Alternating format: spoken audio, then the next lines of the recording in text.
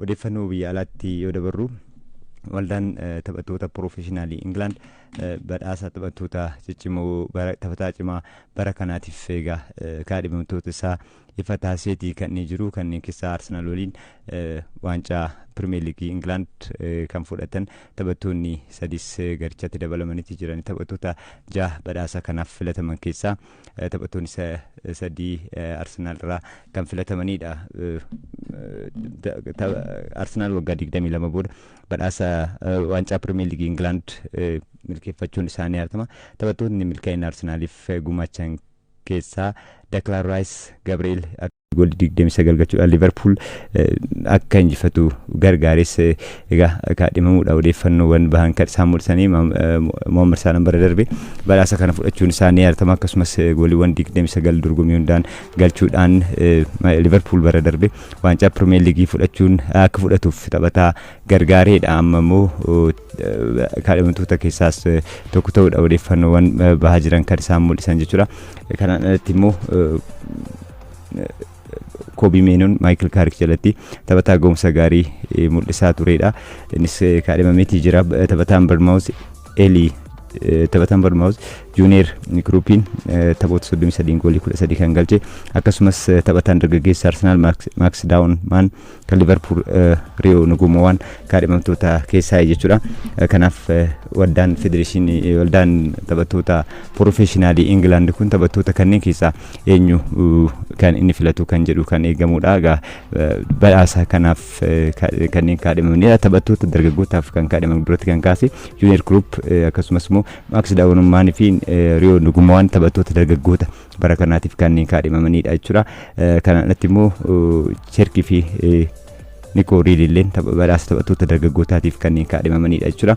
kanaaf badhaasa kun eenyutu badhaafama kan jedhu hagaya 25 Gibxata hagaya 25 kan marsaa 53ffaa waldaan taphattoota professionaalii kun Manchester keessatti waggaa 23ffaasaa yeroo kabajutti badhaasa kana kan kennudha. kanaaf taphattoonni kaadhimaman kunneen kan isaan fudhatan ta'a jechuudha. kanaaf taphattoota sadan Arsenal Declan Rice, Gabriel, David Raya akkasumas kan Manchester United Bruno Fernandes kan Manchester City lamaan Erling Haaland fi Cherki keessaa eenyutu badhaasa kana fudhata kan jedhu kan eegamudha. Mohamed Salah bara darbe taphataa fudhateedha badhaasa kana.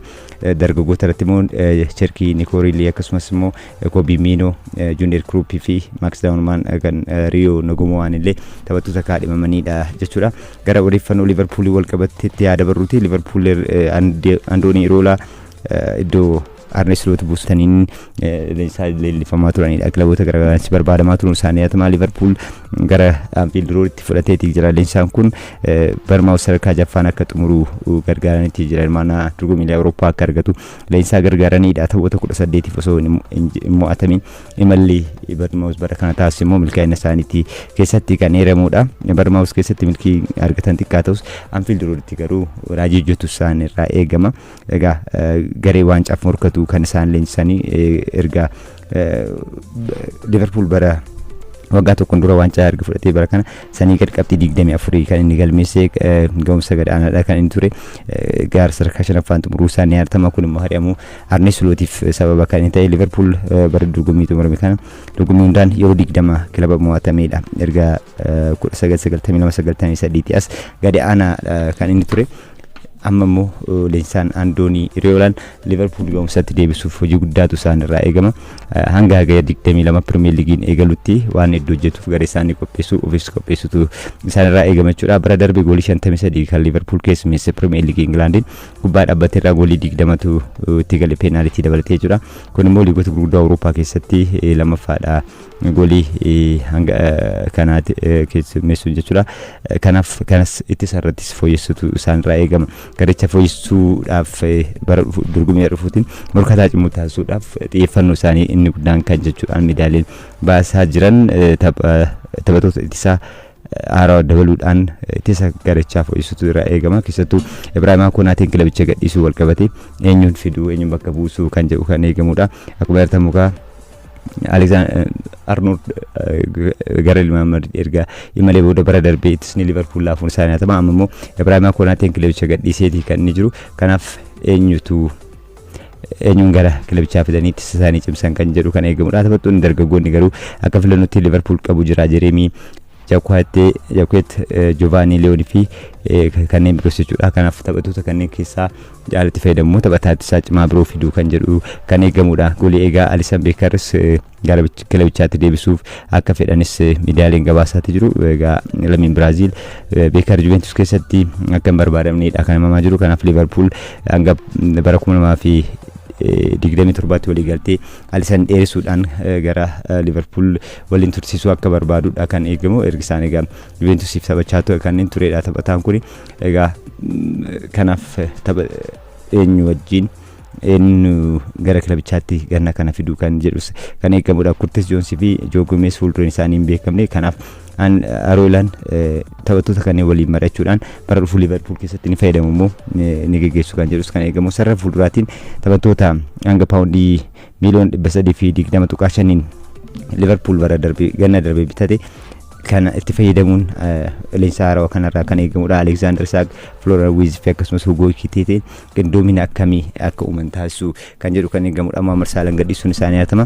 Alexander Isak midhamaan yeroo dheeraaf kilabicha hin tajaajille amma hoo leensaan kun haala kamiin taphattoota kan itti fayyadu Liverpool morkataatti deebisu kan jedhus egaa wanta eegamu keessaa jechuudha. Odeeffannoo Liverpool kana ammaan bira yoo dabarre Tottenham kan arganu ta'a. Tottenham bara kana Premier League keessatti turuudhaaf rakkachaa turuun isaanii hatama. Gara xumuraa irratti Premier League keessa turuu galaba mirkaneeffateedha. Dizerbiin kilabicha Premier League keessa tursiisaniiru. Amma garuu kilabicha caalatti cimsuudhaaf akka hojjetaan himamaatii kan ture.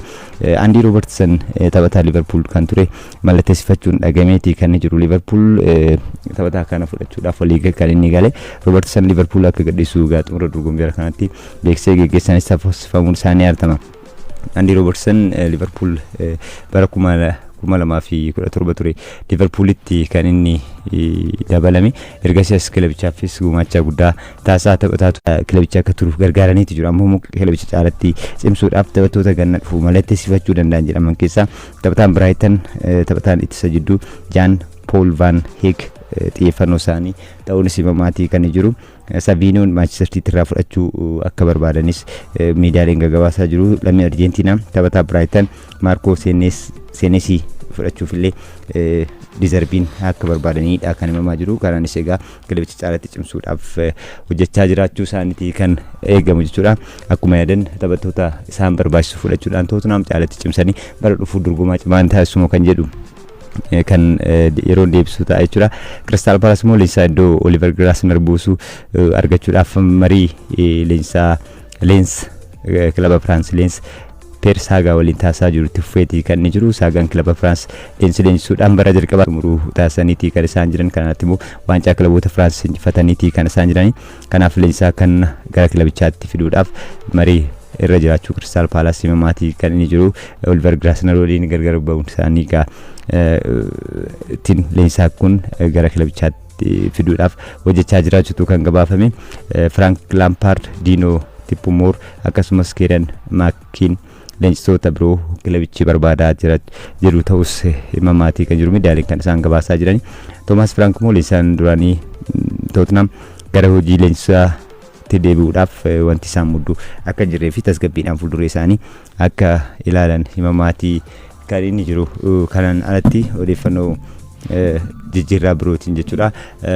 Real Madrid wal qabatee Real Madrid filannoo pirezidaantummaa dilbata dhufu kan inni geggeessu. Keessattuu Madrid bara kana waancaa tokko malee xumuruu isaatiin waggaa 12 keessatti filannoo pirezidaantummaa cimaan akka taasifamudha. Florentino Perez morkiin jamaan isaan muudachuutu himamaatii kan jiru. Egaa keessattuu abbaan qabeenyaa fi biliyeenar kaampaanii Cox Group jedhamu kan hoogganan Enrique Riquelme morkataa jabaa Perez ta'aniitii kan isaan jiran. Keessattuu Jose Mourinhoon gara kilabichaa deebisanii leensaa kilabichaa gochuudhaan qacaruudhaaf kafaltii yuuroo miliyoona 15 Benficaaf kafaluu akka qaban osoo beekan Perez leensaa Jose Mourinho fudhatan itti gaafatamummaa fudhataniitti fidan yaada jedhu kan bal'inaan odeeffamaatii ture. Kanaanis kun immoo Perez kan komachiiseedha. Kanaan alatti immoo Vinicius Junior fi Jude Bellingham waliin hariiroo jiru cimsuutu isaanirraa eegama. Biliyeenar ganna 37 Enrique Riquelme immoo yoo gara pirezidaantii kilabichaa ta'an seenaa keenya tiksinii fuulduree keenya ni ijaarraa yaada jedhudha kan isaan qabani. Taphattoota ciccimoo akka fidanii fi Raul Gonzalez daayirektara ispoortii kilabichaa akka taasisanii kan himamu. Pireez immoo yoo bara pirezidaantii ta'uudhaan itti fufan ta'e kan filataman ta'e taphataa cimaa tokko akka fidanidha. Taphataan kun Premier League keessa kan taphatu miti, Erling Haaland miti, akkasumas immoo Michael Olise miti, akkasumas Jeremy Doku miti jedhaniiti kan isaan turani. Amma garuu odeeffannoowwan ba'aa jiran Real Madrid Michael Olise Bayern Munich irraa paawundii miliyoona 130 fudhachuudhaaf gaaffii dhiyeessuuf akka ta'e Sky Sport gabaaseetti jira. The Guardian odeeffachuudhaan kunis riikardii kilabichaa akka ta'udha. Riikardiidhaan Real Madrid paawundii miliyoona 109 Jude Bellingham kanaan dura kan fudhate riikardii kilabichaati. Amma immoo akka odeeffamaa jiru paawundii miliyoona 130 leensa Michael Olise fudhachuudhaaf gaaffii akka dhiyeessutu himamaa jira.